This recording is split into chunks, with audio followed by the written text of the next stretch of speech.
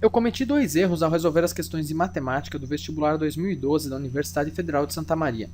Um erro foi lá na prova seletiva 2, mas na verdade eu resolvi a questão corretamente, mas marquei uma alternativa errada, era falsa e eu marquei como verdadeira. Mas a resolução em si estava correta, eu acho que não atrapalhou o entendimento. Mas aqui na questão 31 da prova seletiva 3, realmente a resolução está incorreta por dois motivos basicamente.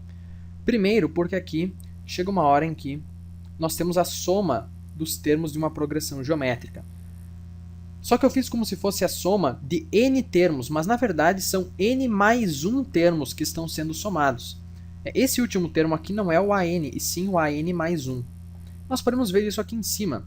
No mês 4, por exemplo, nós estamos somando 5 termos. No mês 3, nós estamos somando 4 termos. Então são n mais 1 termos, e não apenas n termos. Então aqui o expoente teria que ser n mais 1, aqui o expoente teria que ser n mais 1. Mas mesmo com esse detalhe, a correção continua errada. Por quê? Porque a questão fala o seguinte: a expressão que representa o saldo nessa aplicação ao final de n meses. E todo o raciocínio que eu fiz aqui foi para achar o saldo no início do mês n e não ao final de n meses. Então, por exemplo, aqui no mês 2, eu tenho uma expressão para o saldo no início do mês 2 e não ao final de n meses. Então, não ao final de 2 meses no caso.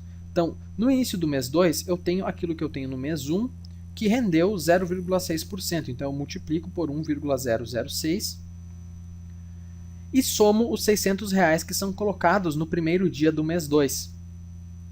Só que, na verdade, a questão pede uma expressão para o saldo ao final de n meses. Então, ao final de 2 meses, esses R$600 adicionados não são colocados. Eles não aparecem lá. Por quê? Porque esses R$600 são colocados no início do mês 2, mas eles não aparecem ao final de 2 meses.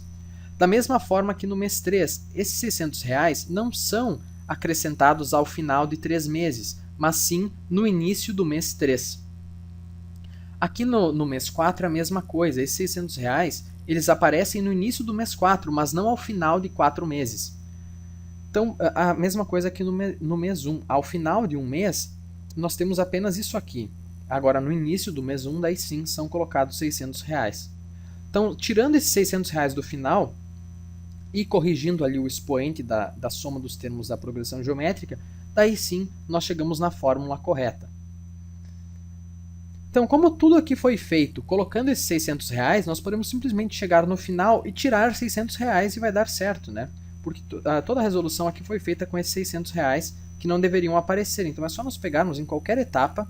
Eu já vou pegar aqui no final para ficar mais simples e tirar esses R$600. Então, vamos pegar aqui a fórmula 600 que multiplica 1,006 na n mais 1, expoente corrigido, menos 1 sobre 0,006. E agora é só subtrair 600.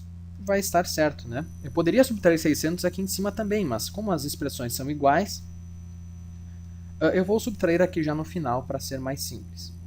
Então aqui nós podemos colocar um 600 em evidência, certo? Então eu vou ficar com 600 que multiplica 1,006 na n mais 1 menos 1 sobre 0,006 menos 1. Se você multiplicar os 600 dentro do parênteses, volta a ser o que era antes.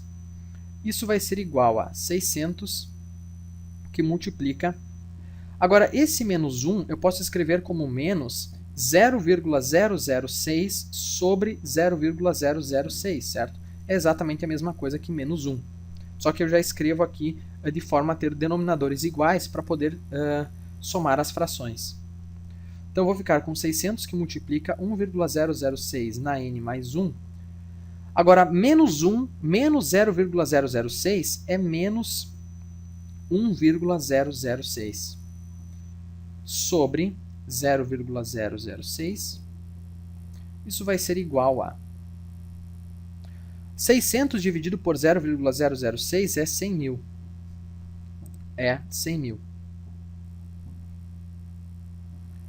Então, eu vou ficar com 100 mil que multiplica... Agora, vamos analisar esse numerador aqui. Numerador. Vou fazer aqui do lado. 1,006 na n mais 1 é a mesma coisa que 1,006 na n vezes 1,006, certo? Que eu só somo os expoentes e volta a ser o que era antes. E daí eu tenho menos 1,006, esse termo aqui. Agora nós podemos colocar o 1,006 em evidência, de modo que eu fico com 1,006 que multiplica 1,006 na n menos 1. Se eu multiplicar isso de volta, vai ficar exatamente igual ao que eu tinha antes. Então esse numerador eu posso escrever como 1,006 que multiplica 1,006 na n menos 1.